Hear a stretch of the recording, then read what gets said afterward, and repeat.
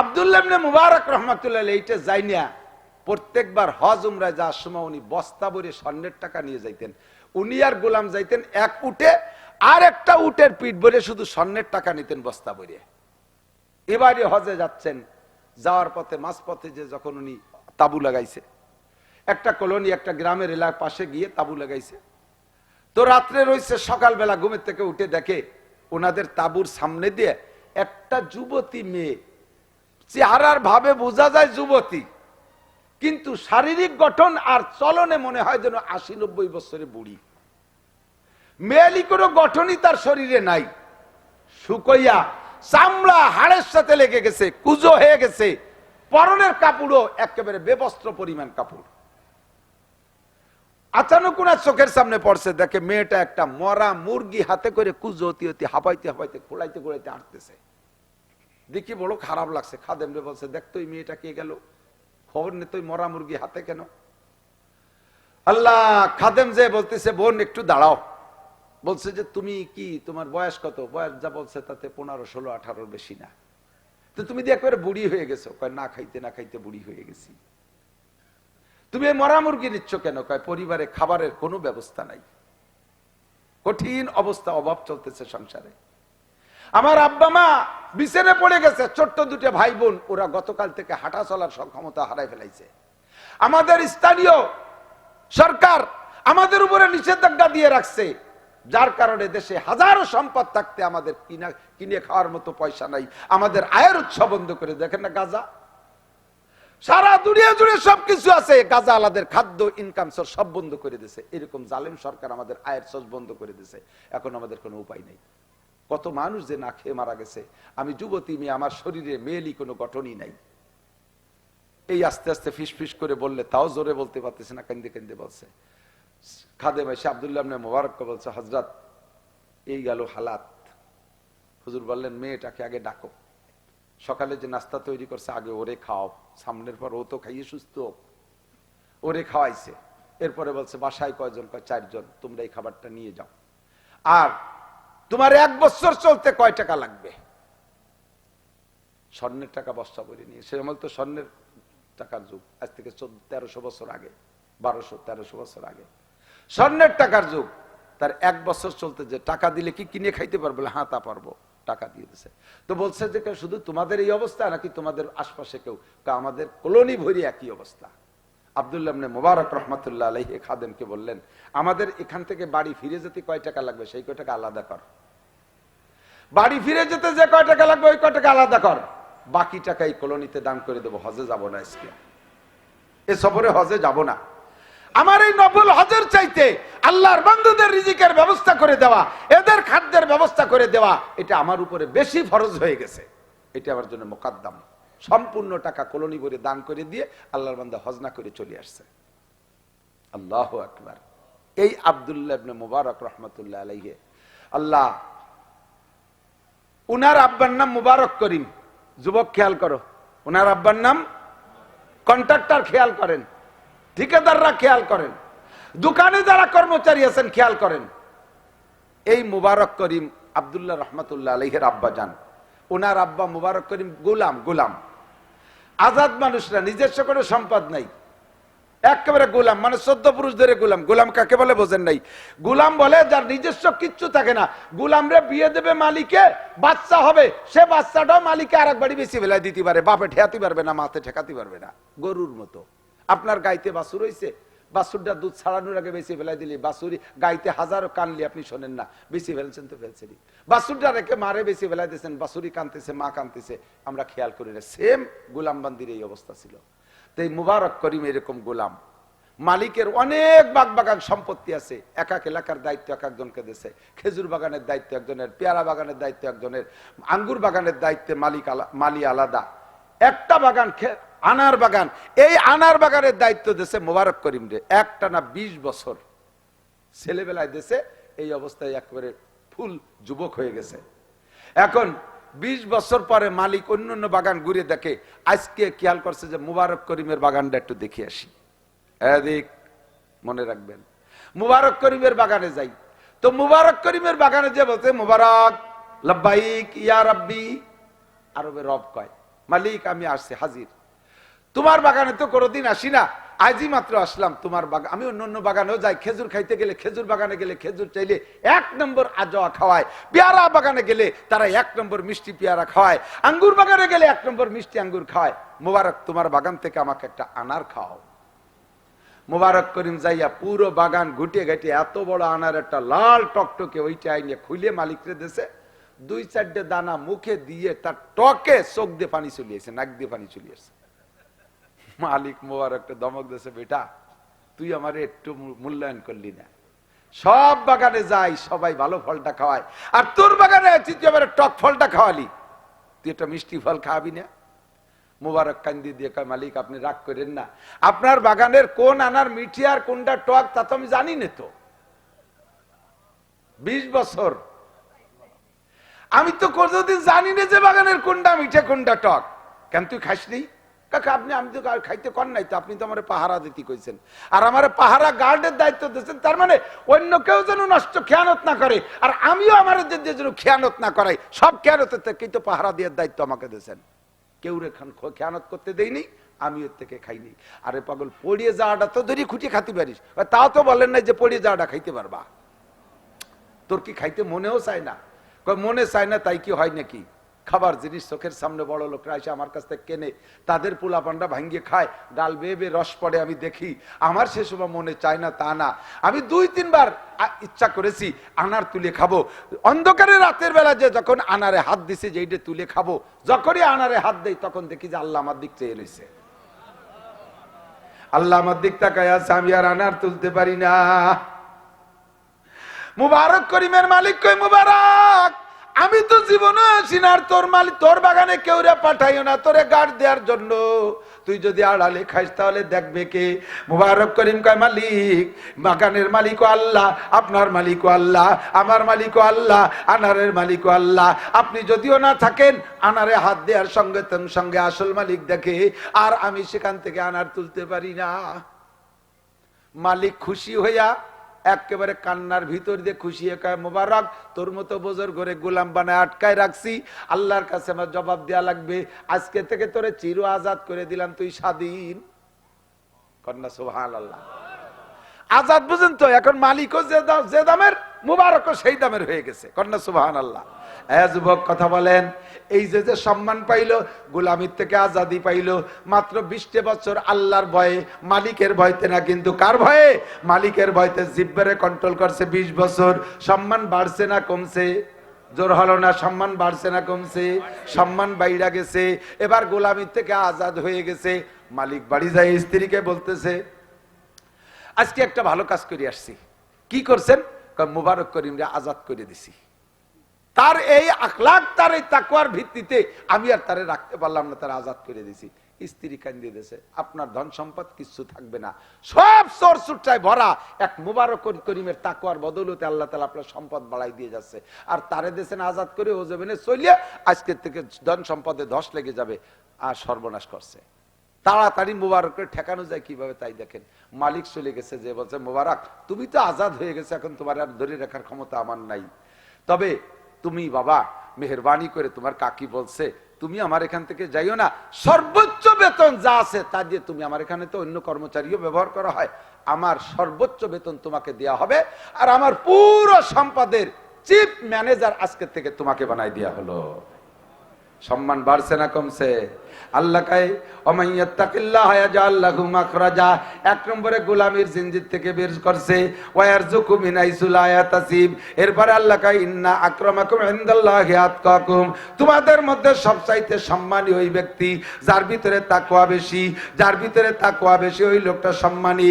আর এই আমেরিকান হইলে সম্মানী হয় না, জাপানি হইলে সম্মানী হয় না, ইটালি, অস্ট্রেলিয়ান, ফ্রান্সে যাইতে পারলে সম্মানী হয় না, এমপি মন্ত্রী হইলে আল্লাহর কাছে সম্মানী হয় না।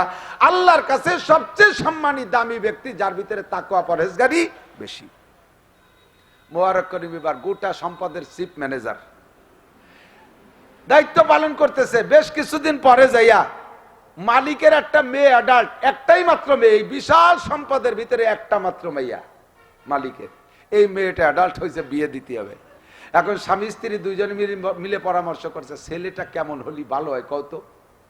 তো তো স্ত্রীও বলতেছে, নিজেও পরামর্শে একমত হয়েছে, যারে আমরা কি বা বুঝি, আমরা তো লেখাপড়া জানি না, একজন শিক্ষিত মানুষ আমানতদার মানুষের কাছে জিজ্ঞেস করলে হয়, মেয়েটা কেমন ছেলে দেখে বিয়ে দিলি ভালো।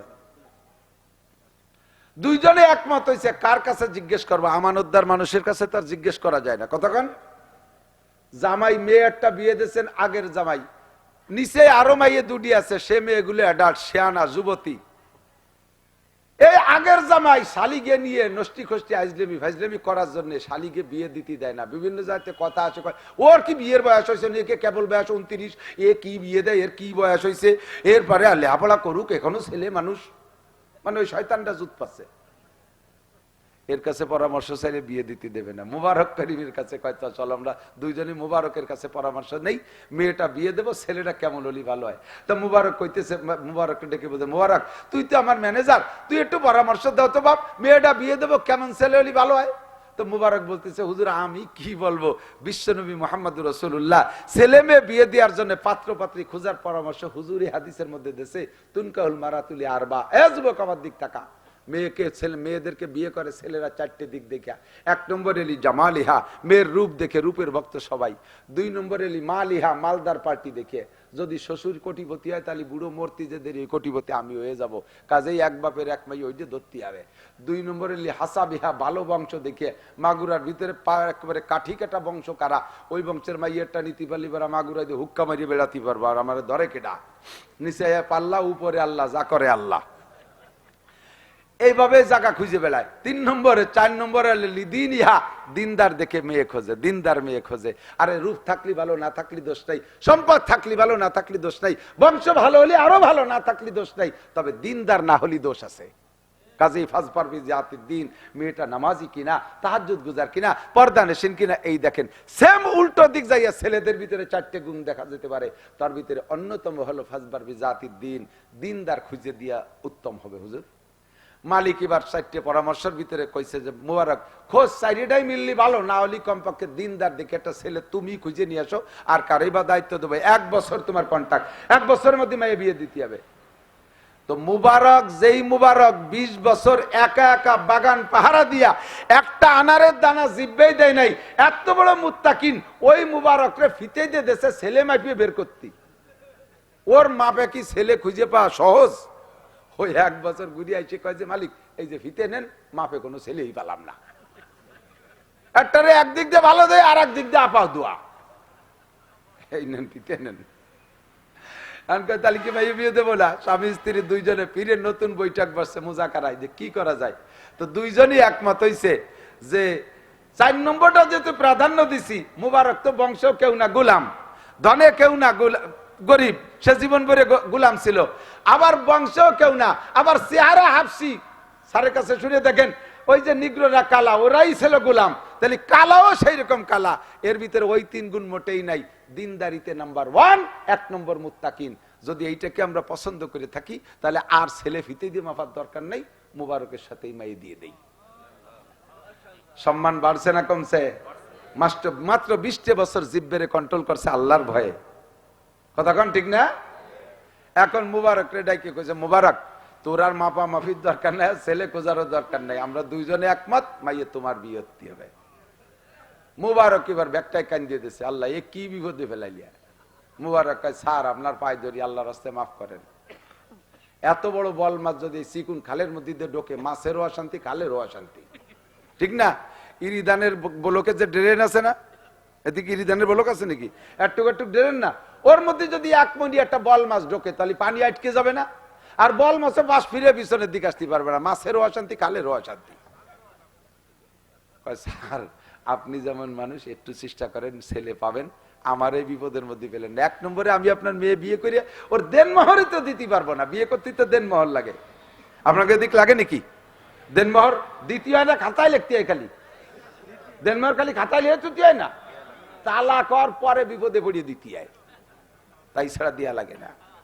দোলাই খাবা কাগা, পুলসিরাতের উপরে দাঁড়াইয়া এই মহিলা তোমার ওই জায়গা ব্রেক পেরাই ফেলবে। টাকা ফেলা বুড়ো, টাকা ফেলা, আমার যৌবন, জীবন যৌবন সব তোর হাতে সবর্দ করে দিছি, উল্টায় পাল্টায় দিনে রাতে যেভাবে পারছিস ব্যবহার করছিস, টাকা দিস নেই, টাকা ফেলা। এইভাবে যে সকল দেনাদায়ক পার্টি আছে সব এক জায়গায় জমা হয়ে যাবে পুলসিরাতের উপরে। আল্লাহ বলবেন ফেরেশতাদের, ও জায়গা যানজট হয়ে গেছে, তাড়াতাড়ি ছাড়াও। কয় যে আল্লাহ, কয় বুড়ি আছে, কয় বুড়োর অলকম চিপে ধরছে, গলা চিপে ধরছে, কি জন্য? কয় দেন মোহরের টাকা পাবে বলে। তাই তো মানি অর্ডার করো, রকেট করো, কি বলে বেরাক কর, কি কয় বিকাশ করো, যেভাবে পারো। কি পরিমাণ? কয় প্রত্যেক 2 পয়সার বিনিময়ে 700 রিকাত নামাজ। 2 পয়সা দেন মোহর, 50,000 60,000। আর বর্তমানে যে জুলুম করতেছে, ছেলের যোগ্যতা আছে না না আছে তা দেখা দেখি নাই। বংশীয় ক্রেডিট ঠিক রাখার জন্য 3 লাখ 4 লাখ 5 লাখ টাকা ঘাড়ে উঠে দিচ্ছে, জীবনও পরিশোধ করতে পারবে না। এই যারাই জুলুম করছেন তারাই গুনার ভাগী হবেন। ওই লোকটা টাকা দিতে পারে নাই, তার জীবনে সম্পূর্ণ নেকি ওই বুড়ি কাটি নিয়ে চলে যাবে। বুড়ি সেই সময় পরিচয় দেবে না। কোরআন শরীফে আছে, ইয়াউমা ইয়াফিরুল মারউ মিন আখিহি ওয়া উম্মিহি ওয়া আবিহি ওয়া সাহিবাতিহি ওয়া বানি। কেউ রেকের পরিচয় দেবে না। এই সময় পাওনাটা বুঝে নেওয়ার সময় একটুও তোয়াক্কা করবে না, একটু মায়া করবে না। স্বামীকে ধাক্কা মেরে ফেলাই দিয়ে নেকি গুলো সব করে গুছাই নিয়ে এটি চলে যাবে। দেন মোহর দিতেই হবে। যারা দেন নাই, বুড়ো যারা আছেন, কালকে যে চাষিরে 5 কাঠা জমি লিখে দেবেন। যদি দিয়ে চান তো বাইচে গেছেন, যদি না দেন কালকেই। এই আর এক দল আছে তো দেন মোহরতে দেয় না, আর শ্বশুর বাড়িতে মোটর সাইকেল, যৌতুক, কৌতুক করে যৌতুক নেয়, আছে না নাই? কৌতুক করে যৌতুক নেয়। ফ্রিজ দিতে হবে, তারপরে খাট দিতে হবে, ইংলিশ খাট, অঙ্ক খাট, উর্দু খাট, পাকিস্তানি খাট। তুই এই খয়রাইতে খাটে না শুয়ে, শ্বশুর বাড়ির এই ভিক্ষার খাটে না শুয়ে তুই শুবি গরুর সাথে গুয়লি, ওই নে খেজুরি বাটি বিষে নাড়ার মধ্যে শুবি। খয়রাইতের বিটা খয়রাইতে, শ্বশুর বাড়ির খয়রাইতে যৌতুকের ফ্রিজি মাছ তুইয়ে না খাইয়া, মাছ গোস তুইয়ে না খাইয়া, তুই খাবি কুইয়ে পচা মাছ। শ্বশুর বাড়ির এই জুলুমের মোটর সাইকেল রাস্তায় চলবে না, চলবে খালের মধ্যে দিয়ে। কালকে শ্বশুর 100 বার আব্বা কইয়ে তো বাইরে মাফ চেয়ে ফেরত দিবা। দেন মোহর তো দেওই না, আবার উল্টো আবাজবা খাও। মুবারক করিম কয়, মালিক আমার তো দেন মোহর দেওয়ারই টাকা নাই, তা বিয়ে করবো কিভাবে? কয় যে পাগল, আমি তোর সাথে মেয়ে দেওয়ার সিদ্ধান্ত নিছি, তুই দেন মোহর পরিশোধ করতে পারবি? এই ব্যবস্থা না করি কি আর আমি কি দেবো নাকি? আমার টোটাল সম্পত্তির 3 ভাগের 1 ভাগ তোমার নামে দলিল করে দেবো আজকে। সম্পূর্ণ সম্পত্তির 1000 একর সম্পত্তির 3 ভাগের 1 ভাগ মোবারকের নামে দলিল করে দিয়েছে। একটু বলবেন না সুবহানাল্লাহ? এ বাড়তেছে না কমতেছে? সম্মান বাড়তেছে না কমতেছে? রুজি বাড়তেছে না কমতেছে? কমতেছে না বাড়তেছে? কিসের কারণে? কন্ত মাত্র 20 বছর জিব্বেরে কন্ট্রোল করছে আল্লাহর ভয়ে, ঠিক কিনা? আল্লাহর রহমতে আমাদের দেশে মোবারক করিম তো অ্যাভেলেবেল। কন্ট্রাক্টররাই 1 নম্বর মোবারক করিম। রাস্তার কাজ পাইলে পিস খাবে, কুয়া খাবে, সব খাইয়া লাস্টে কয়টা জুস জুড়ে কুয়া মাটি তেল দিয়ে বিছিয়ে যায়। রাস্তা বানাইয়া ওই মাথা ডলন জাতি জাতি, পিছনের রাস্তা দিয়ে টিউমার, বিষফুলা, খাইজনি, চুলকনি সব হইয়া গুড়গুড় করে খোয়াগুলো খালের মধ্যে চলে যায়। মুবারক করিম, নামও মুবারক করিম, কন্ট্রাক্টর মুবারক করিম। এলাকায় কেউ থাইয়ে বসতে পারে, আর কোন বিপদে পড়িতে আল্লাহ জানে। আমি তো কই টুয়োটা এ আছে না নাই? ব্রিজের রড মেরে খায় মুবারক করিম। মেম্বারের নাম মুবারক, চেয়ারম্যানের নাম মুবারক, অথচ টোন মারে, মন মারে, রাস্তা মারে, খাল মারে, বিজিএফ কার্ড মারে, মুবারক করিম কলাইছে। নাম আতর আলী, গায়ে ফাটার গন্ধ। নামটা তো বাড়ি সুন্দর, আতর আলী, মনে হয় যেন ওর সারা গায়ে আতর, দেখা যায় যে ফাটার গন্ধ গায়ে। এই আতর আলীর 5 পাইরও দাম নাই। কতক্ষণ না কেন? মুবারক করিম হও, ইন্না আকরামাকুম ইনদাল্লাহি আতকাকুম। দিয়ে দিছে মাইয়ে বিয়ে, এবার জামাই হয়ে গেছে জমিদারের জামাই। কোন মুবারক? কন্ত যে মুবারক গোলাম ছিল, হাবশি গোলাম, কালো নিগ্রো, বংশে একটা মানুষও আজাদ নাই, সেই মানুষটা এখন বিশাল জমিদারের জামাই। মেয়ে বিয়ে দিয়ে দিছে। এই দম্পতিতে যে সন্তানটা হইছে, সেই সন্তানটা কেডা জানেন? সেই সন্তানটা ওই সেই বিশ্ব সেরা মুহাদ্দিস আব্দুল্লাহ ইবনে মুবারক রাহমাতুল্লাহ আলাইহি। উনার ইন্তেকালের পরে আব্দুল্লাহ ইবনে মুবারকের ইন্তেকাল, মুহাদ্দিস সাহেবের ইন্তেকালের পরে উনার একজন মুরিদ স্বপ্নে দেখতেছে আব্দুল্লাহ ইবনে মুবারক বড় সুখী আছে, কবরে বড় শান্তিতে আছে। এই শান্তিতে থাকার অবস্থায় উনি জিজ্ঞেস করছে, স্বপ্নের ভিতরে জিজ্ঞেস করছে, হযরত আপনার সাথে আল্লাহ পাক কেমন ব্যবহার করছে? আব্দুল্লাহ ইবনে মুবারক বলতেছে, হ্যাঁ আলহামদুলিল্লাহ, অনেক ভালো ব্যবহার করছে। আমি যা ভাবতে পারিনি আল্লাহ তাআলা তার চেয়ে বেশি দিয়েছে। তবে আমার বাড়ির পাশের আমার বাড়ির পাশের একটা কর্মকার রে আল্লাহ তাআলা কয়েক দিক দিয়ে আমার চাইতে বেশি সম্মানী করে দিয়েছে। খেয়াল করেন নাই? আমার সাথে আল্লাহ তাআলা অনেক ভালো ব্যবহার করছে, তবে আমার বাড়ির পাশের এক কর্মকার কামার, লোহার কাজ করতো, মুসলমান কামার, এই কামাররে আল্লাহ তাআলা কোন কোন দিক দিয়ে আমার চাইতে বেশি সম্মান দিয়েছে। ঘুম ভেঙে গেছে, বুজুর্গর ঘুম ভেঙে গেছে, গোমেতে উঠে আন পাগল হয়ে গেছে। কি কয়? আমার জানা মতে বর্তমান বিশ্বে আব্দুল্লাহ ইবনে মুবারকের চাইতে এই জামানার কেউ উনার উপরে জান্নাতি হবে এ তো বিশ্বাস ছিল না। উনার চাইতে কামারের সম্মান বাড়িয়ে গেল। কামারদার একটু খুঁজে আসি, বাড়ির পাশে কইছে। উনি খুঁজতে খুঁজতে আব্দুল্লাহ ইবনে মুবারক রাহমাতুল্লাহ আলাইহির বাড়ির পাশে রাস্তার অপোজিটে এমনি সাধারণ পাতা পুতো দিয়ে একটা বেড়া দিয়া ছোট্ট একটা কুড়িয়ে ঘর একটা বাড়ি। ওই বাড়ি খবর নেছে যে এইটা কি কর্মকার সাহেবের বাড়ি? বাইরেতে বলছে হ্যাঁ এটা কর্মকার সাহেবের বাড়ি। বাড়ির বাইরের থেকে, গেটের বাইরে থেকে সালাম দিয়েছে, আসসালামু আলাইকুম। সালামের উত্তর বাড়ি থেকে কোনো পুরুষ দেয় নাই, একজন মহিলা ঘরের মধ্যে থেকে উত্তর দিচ্ছে, ওয়ালাইকুম আসসালাম, মানান্তা, আপনি কে? তো বলছে এইটা কি কর্মকার সাহেবের বাড়ি? বলে হ্যাঁ এটা কর্মকার সাহেবের বাড়ি। তো কর্মকার সাহেব কোথায় আছে, কেমন আছে? কয় উনি আব্দুল্লাহ ইবনে মুবারক রাহমাতুল্লাহ আলাইহির মুরিদ ছিলেন। উনি হযরতের ইন্তেকালের এক সপ্তাহ পরে ওই শোকেই শোকাক্রান্ত হয়ে স্ট্রোক করে মারা গেছে। পিসাবের শোকে শোকাক্রান্ত হইয়া মারা গেছে এক সপ্তাহ পরে। তো উনি কেমন ছিলেন ওনার একটু হালাত বলবেন? স্ত্রীর কাছে স্বামীর কথা জিজ্ঞেস করছে। আরে ভাই, আমি মৌলানা নাসির অনেক ভালো, সারা দেশে আমার পরিচিতি ভালো, আমি যে কত ভালো এটা অরিজিনাল ভালো এটা আমার স্ত্রীর কাছে জিজ্ঞেস করলে পাওয়া যাবে আমি কত ভালো। বাইরে মানুষের কাছে অনেক বড় দামি হয়ে ঘোরা যায়, কিন্তু ভালো মানুষটা, আসল মানুষ ভালো কি চরিত্রাত্মিক ভাবে কেমন, আসল ভালো কে, এইটা প্রমাণ করে, এটা বলবে, সাক্ষী দেবে এক নম্বর স্ত্রী। স্ত্রী যদি ভালো ভালো তাহলে ওই লোকটা অরিজিনালি ভালো, বাইরের কেউ খারাপ করলে কিছু আসে যায় না। কথা কোন ঠিক ঠিক না? তাই জন্য স্ত্রীর কাছে জিজ্ঞেস করছে যে বলেন তো আপনার স্বামী কেমন ছিল? তো বলতেছে ভাই আমার স্বামীর কথা কি কব, মূর্খ মানুষ ছিলেন, লেখাপড়া কিছুই জানতেন না। উনি আব্দুল্লাহ ইবনে মুবারক রাহমাতুল্লাহ আলাইহির মুরিদ ছিলেন। এই ছেলে ভাই তাড়াতাড়ি ভাই, উঠবস করতে করতে আমরা কথা বলতে ডিস্টার্ব হয়। উনি আব্দুল্লাহ ইবনে মুবারক রাহমাতুল্লাহ আলাইহির মুরিদ ছিলেন।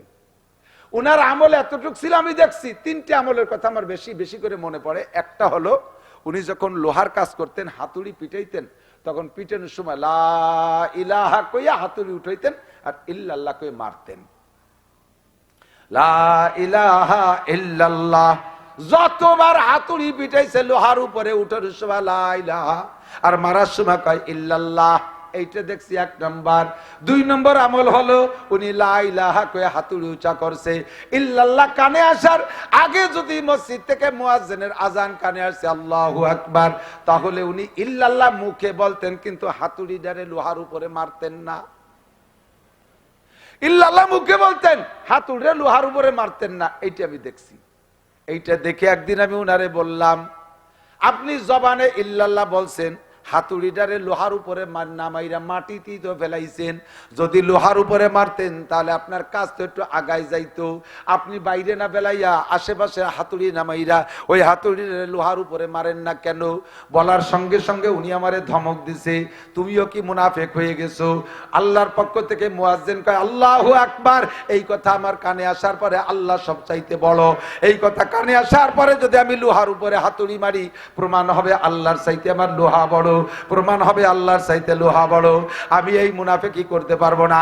আমি আল্লাহরে বলছি আমানতু বিল্লাহি কামা হুয়া বিআসমাই ওয়া সিফাতিহি, আল্লাহ তোমারে বিশ্বাস করি, তোমার জাত ও সিফাতের সাথে তুমি সবচাইতে বড়, এই কথা মানি। কাজে আমি লোহারে পিঠে আর কাজে আগাইতে চাই না। আমি আর এই মুনাফিকি করতে পারবো না। আমারে ধমক দিয়েছে, আমি আর জীবনে কোনোদিন ওই কথা ওনারে বলি নাই। হাতুড়ি পাশে ফেলাই দিয়ে মসজিদে চলে যেতেন, যা পড়তেন নামাজ পড়তেন। দুই, তিন নম্বরে আর একটা কাজ করতেন। উনি সকাল রাতের বেলা কাজ কাম সেরে আইসা রাত্রে কিছুক্ষণ একা একা যায় নামাজের উপরে বইসা, ওই যে তাকের উপরে কোরআন শরীফটা, ওই কোরআন শরীফ উনি পড়তে পারতেন না, বুকের সাথে জড়াই দিয়ে বলতেন হাজা কালামু রব্বি, হাজা কালামু রব্বি, হাজা কালামু রব্বি। এই যে আমার রবের কালাম, আমার জীবনের শুরুটা চলে গেছে হালায় দুলে, আমি পড়া শিখি নাই, কর্মজীবনে সময় পাই না পড়তে। এই যে আমার আল্লাহর কালাম, আমি আমার কালাম আল্লাহর কালাম রে পড়তে পারি না। বুকের সাথে জড়ায় ধরে কান্নাকাটি করতেন আর বলতেন, আল্লাহ কিয়ামতের ময়দানে আব্দুল্লাহ ইবনে মুবারক কত সম্মানী মানুষ, কত দামি মানুষ, বুজুর্গ মানুষ, দুনিয়ায় কোরআন হাদিস নিয়ে নাড়াচাড়া করছে, সারা রাত ইবাদত বন্দেগীর মধ্যে কাটায়, দিন ভরে কোরআন হাদিস পড়াপড়ির মধ্যে কাটায়। আব্দুল্লাহ ইবনে মুবারক জান্নাতের কত উঁচু মাকাম পাইবে, আমি মূর্খ কর্মকার, আমি কোন পায়ের নিচে পড়ে থাকবো, আমার সম্মান কত নিচেই থাকবে। আব্দুল্লাহ ইবনে মুবারককে আল্লাহ কত সম্মান দিয়েছে। হুজুরকে এভাবে বড় জানতেন, পিসাবরে মাথায় করে রাখতেন, পিসাবের প্রশংসায় ওনার সানাকানিতে পঞ্চমুখ থাকতেন। এই কয়টা আমল আমি ওনার জানি। এবার বুজুর্গ চইলা গেছে, পরের রাত্রে আবার স্বপ্নে দেখছে আব্দুল্লাহ ইবনে মুবারককে। স্বপ্নে দেখে বলতেছে, হযরত আমি কর্মকারের বাড়ি খুঁজে পাইছি, ওই কর্মকারের সম্মান আপনার চাইতে কোন দিক দিয়ে বেড়ে যাওয়ার কারণ কি? কয় যে কর্মকারের আমার চাইতে সম্মান বেড়ে যাওয়ার কারণ হলো ও জীবন ভরে আমারে বড় জানছে, নিজেরে ছোট জানছে, আলেমরে বড় জানছে, নিজেরে ছোট জানছে, আমার সম্মান তার চাইতে অনেক বেশি বলে আল্লাহর কাছে বলছে। এইটা আল্লাহর ভালো লাগছে, এই জন্য আল্লাহ পাক তাকে আমার চাইতে কোন দিক দিয়ে সম্মান বাড়ায় দিছে। কি বুঝাইছি এর ভিতর? দেদিক তাকান, জীবন ভরে আমি জানবো আলেম উলামা ভালো। আলেমের দোষ খুঁজতে যাবেন না, গুণগুলো আপনি আলোচনা করেন, দোষ বলার দরকারই নাই। আমার ভিতরে অনেক দোষ আছে, আমার কি গুণ নাই মোটেই? হযরত ঈসা আলাইহিস সালাতু ওয়াস সালাম, এদিক তাকান, সাথীদেরকে নিয়ে রাস্তা দিয়ে হাঁটতেছে। এই গরম পানিটা নিয়ে আসেন আশেপাশে, কষ্ট হয়ে যাচ্ছে আপনাদের, আর বেশি কষ্ট দেব না। আরেকটা হলো কি কইছি, শান্তি, সম্মান আর সফলতা, তিনটে না? শান্তিও বুঝাইছি, কিছু বলতে গেলে রাতভর কেটে যাবে, সব সম্মান বুঝাইতে চাচ্ছি। আর সফলতার একটা আয়াত আছে, ওইটা বলে আমি শেষ করে দেব। কষ্ট হওয়ার আগে আমি ছেড়ে দেবো, আমার তো প্রত্যেক দিন কষ্ট। আগামীকাল মাদ্রাসায় যে আবার রূপ সাজাতে হবে। বিসমিল্লাহ।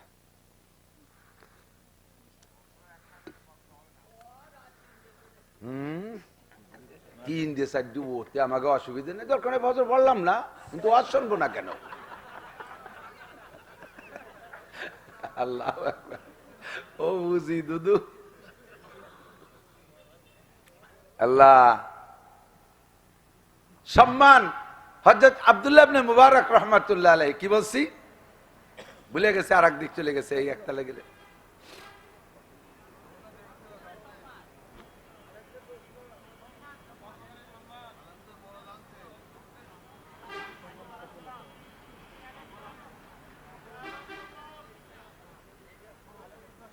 আল্লাহ আসলে বলবেন ইনশাআল্লাহ। আজ আমি ছুটে গেছে জানতে, আমি খুঁজতেছি, আপনাকেও মনে নেই। শুরু করে দিলি মনে থাকতো, শুরু করবো এর মধ্যে চা খাতি যেগুলাই গেছি।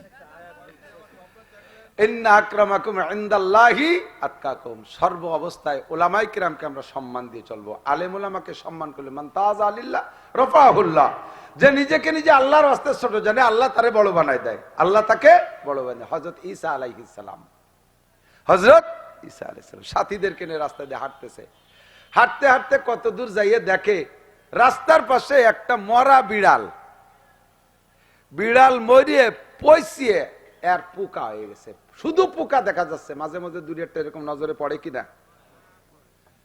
হযরত ঈসা আলাইহিস সালাম সাথীদেরকে ডেকে নিয়ে আসছে, এ আসো তো, আসো আসো, দাও দে বিড়ালের কোন জায়গা ভালো আছে। ওই রকম পোকা বিড়বিড় করতেছে, এই কি চোখ দিয়ে কিছুক্ষণ দেখা সম্ভব? কয় যে হুজুর একটু সরেন, ওইদিক সরিয়ে কই, কয় না এই জায়গায় দাঁড়ায় রেজাল্ট দিয়ে যাও। এই বিড়ালের কোন জায়গা ভালো আছে? কয় যে হুজুরের কোনো জায়গা ভালো নেই, আবার দেখো কোন জায়গা ভালো আছে। তিনবার দেখার পরে কোনো জায়গা ভালো নেই, সম্পূর্ণ পোকা। হুজুর কয় যে কেন, দাঁত কয়টা ভালো আছে না? ও তো পান কোন খায় না, দেখছো দাঁত কি সাদা, ওর দাঁত কয়টা ভালো আছে না? কয় যে জি হুজুর দাঁত ভালো আছে। হুজুর বললেন তো আমি তো বলি নাই, জিজ্ঞেস করি না ওদের পোকা কোন জায়গা আছে, তাই কয় পোকা কোন জায়গা আছে তা তো দেখা যাচ্ছে। আমি বলছি যে ভালো কোন জায়গা, দাঁত কয়টা ভালো আছে তা তো একজনও কইলে না, খালি এখানে পোকা, ওখানে পোকা, লেজে পোকা, নাকে পোকা, মাথায় পোকা, সারাগার পোকা কও, দাঁত কয়টা সাদা তা তো কেউ কইলে না। আমি কওয়ার পরে না স্বীকার করলে। একজন মানুষ ভালো মন্দ কোন জায়গা? চুরি করে, ডাকাতি করে, লুচ্ছবি করে, বদমাইশি করে, এটা করে, ওটা করে, সেটা করে, সব দোষগুলো বলো। বললাম যে ভালো কোন জায়গা?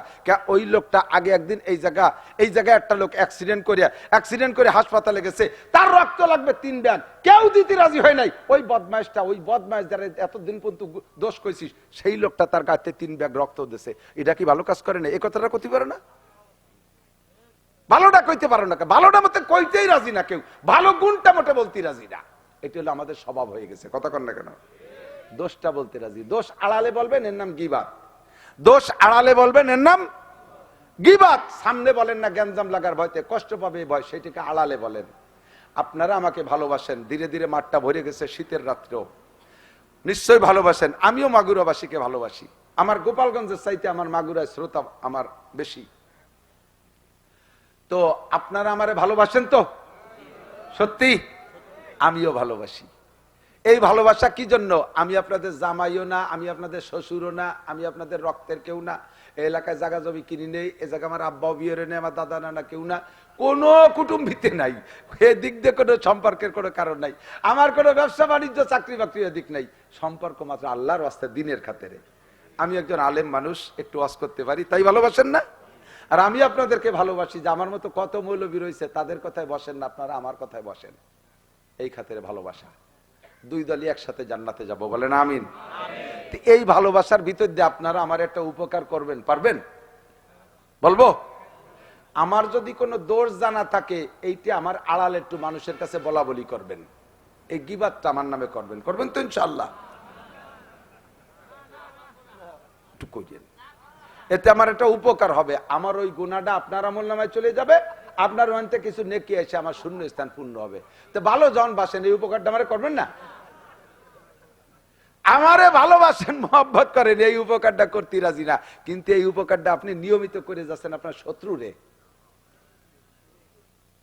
যার সাথে আপনার বাদাবাদি গ্যাঞ্জাম অবিরাম, তার এই উপকারটা করে যাচ্ছেন। 6 মাস কথা কন না, সাধ্য করা হয়েছে, বদমাইশ, আনাড়ি, চোর, লুচ্চো, ও সেদিনই করছে, ওই দিনই করছে, যা যা কইতেছেন ওই কাজগুলো সত্যিতে করছে, ওই গুনাহগুলো আপনার আমলনামায় চলে আসতেছে, আর এখান থেকে নেকি যে তার আমলনামা ভর্তিছে। বিএনপি আলারা আমলিগা লাগে নেকির পাল্লা বাড়ি করে দিচ্ছে, আমলিগা আলারা বিএনপি লাগে নেকির পাল্লা বাড়ি করতেছে গীবাত করে করে। যারে বন্ধু বানাইছি, যারে মোহাব্বত করি, তারাই উপকারটা করতে রাজি না, কিন্তু উপকারটা নিয়মিত করে যাচ্ছি। আমি আমার শত্রুরে ভালো করে মনে রাখেন, খেয়াল রাখেন, এই কাম কিন্তু খুব অহরহ চলতেছে, এটা অ্যাভেলেবেল হয়ে গেছে। এবং গীবাতকে আমার নানুপুরি হুজুর বলতেন, গীবাত বামানা গীবাত। আলু ভর্তার সাথে ঘি নিলি বারা মজা বেশি হয় না? তো ঘি দিয়ে ভাত খাইলে যেমন মজা লাগে, গল্পের ভিতরে গীবাত কইলে এরকম মজা লাগে। একে অপরে বলতে বলা বলি করতে ভালো লাগে, যে গীবাত কয় তারও বলতে ভালো লাগে, যে শোনে তারও ভালো লাগে। বলনেওয়ালা যদি কদ্দুর যায় থামিয়ে যায়, শ্রোতারা কয় শেষের চুপ তো করলি না, মানে গুনার নিসাব পুরোই নেই, শেষ কর, একটু বাকি রয়েছে ওটুকু নিয়ে নে। জবান রেখে একটু কন্ট্রোল করা যাবে? আজকে কি টের পাইছেন কি কইছি টের পাইছেন? প্রশংসা থাকলে করেন, প্রশংসা থাকলে করেন, দোষ থাকলে বললেন না, বললে লাভ কি? আপনার লস। এটিকে একটু সতর্ক থাকেন, আল্লাহ হেফাজত করুক, জোরে বলেন আমিন। যা বলতে চাইছি, আব্দুল্লাহ ইবনে মুবারক রাহমাতুল্লাহ আলাইহির এই মুবারকের দাম বাড়ছে না কমছে? মাত্র 20 বছর জিহ্বাকে কন্ট্রোল করছে, কি মালিকের ভয় না আল্লাহর ভয়ে? আল্লাহ কয় ওমাইয়াত্তাকিল্লাহা ইয়াজআল লাহু মাখরাজা ওয়া ইয়ারযুকহু মিন হাইসু লা ইয়াহতাসিব। যে ব্যক্তি আল্লাহকে ভয় করে, যার ভয় করে, আল্লাহকে ভয় পায়, তাকওয়া অন্তরে রাখে, আল্লাহ তাআলা তাকে গোলামির জিনজির থেকে বের হওয়ার ব্যবস্থা করে দেয়, জেলখানা থেকে বের হওয়ার ব্যবস্থা করে দেয়, ফাঁসির থেকে নাজাতের ব্যবস্থা করে দেয়, যাবজ্জীবনের থেকে নাজাতের ব্যবস্থা করে দেয়, চোর ডাকাতির হাতের থেকে বাঁচার ব্যবস্থা কইরা দেয়, মহা বিপদ থেকে ব্যবস্থা কইরা দেয় বাঁচার জন্য, এবং তাকে রুজির প্রশস্ত ব্যবস্থা করে দেয়। এরপরে আল্লাহ কয় ইন্না আক্রামাকুম ইনদাল্লাহি আতকাকুম। দুনিয়ায় তোমরা যাকে যে পদে সম্মানী বলে মনে করো, ওই পদে আমার কাছে সম্মানী না। আমার কাছে ফকির, মিসকিন, এতিম, কাঙ্গাল, দুঃখী, অসহায়, বিধবা, একেবারে সমাজের সবচাইতে নিকৃষ্ট মানুষটার দাম সারা পৃথিবীর প্রেসিডেন্টের চাইতে বেশি।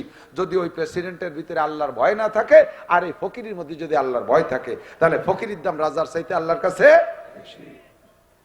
এবার সফলতা, শেষটা কি ভাই? সফলতা।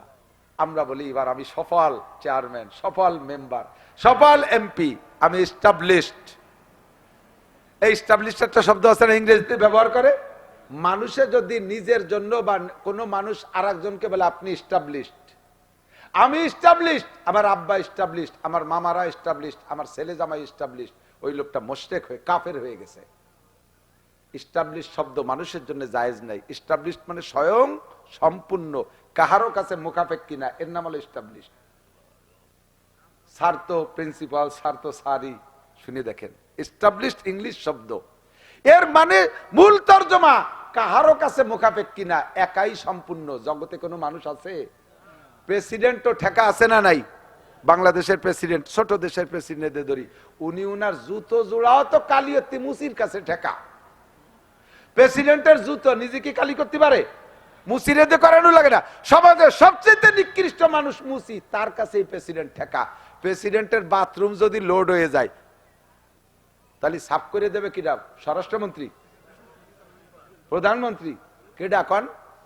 তাহলে সমাজের সবচাইতে নিকৃষ্ট মানুষ সুইপার, প্রেসিডেন্ট, তার কাছেও ঠেকা। তো এস্টাবলিশ আসে কোয়েন্তিয়া কোত্থেকে আসে? এস্টাবলিশ, এস্টাবলিশ কোনো মানুষ নেই। এস্টাবলিশ কে? আমি সফল, এদিকে সফল, শিল্পপতি, কোটিপতি, রাষ্ট্রপতি, ভগ্নিপতি, এ পতি, ও পতি, সে পতি, পতিপতি সফলতা দাবি করি। আল্লাহ কয় ওর নাম সফলতা না। সফলতা কাকে বলে? ফামান যুহজিহা আনিন নার ওয়া উদখিলাল জান্নাতা ফাকাদ ফাজ। জাহান্নামের খাতা থেকে নামটা কাইটা জান্নাতের খাতায় যদি ঢুকতে পারো তাহলেই তুমি সফল, নইলে তোমার রাজা বাদশা কোন তার নাম সফলতা না। ঠিক কিনা? ইমামে গাজালি রহমাতুল্লাহ আলাইহি সম্ভবত ইমামে গাজালি রহমাতুল্লাহ আলাইহি, যার নাম সবাই গজ্জালি বলে কনে না, আসল শব্দ হলো গাজালি। এই ইমাম গাজালি রহমাতুল্লাহ আলাইহি বহুত বড় বুজুর্গ এবং দার্শনিক, পণ্ডিত, সব দিক দিয়ে বিজ্ঞানী, আবার আলেমও সেরকম। উনারে অথবা জুনায়েদ বাগদাদি, এই দুইজনের মধ্যে আমার তাসাব্বু জড়াই গেছে। যে কোনো একজনকে মাঠের এক ছাগল চলায় নিয়ে রাখাল, এই গোলাম রাখাল, এ পাঙ্কু বদমাইশি করে যাইয়া বেয়াদবি করে যে বলতে যে হুজুর আপনার দাম বেশি না আমার এই ছাগলের দাম বেশি? ছাগলের দাড়ির দাম, বুড়ো ছাগলের দাড়ি হয় না, এই দাড়ি দেখো, আমার এই ছাগলের দাড়ির দাম বেশি না আপনার দাম বেশি? এ যদি আমারেও কেউ কয় তাহলে আমি যত বড়ই হুজুর হই, এ কি সহ্য করা সম্ভব? বিয়াদব, তুই কারে দিয়ে কারে মিশেছিস? ইমাম গাজালি রহমাতুল্লাহ আলাইহি ভাই বুজুর্গ, উনি বলতেছে বেটা তুই দারুণ একটা প্রশ্ন করছিস। কিয়ামতে যদি আমাকে আল্লাহ তাআলা জাহান্নামের খাতা থেকে নাম কাইটা নামটা জান্নাতের খাতায় লিখে দেয়, তাহলে তোর ছাগল না, সারা দুনিয়ার সবার চাইতে আমি সফল, সবার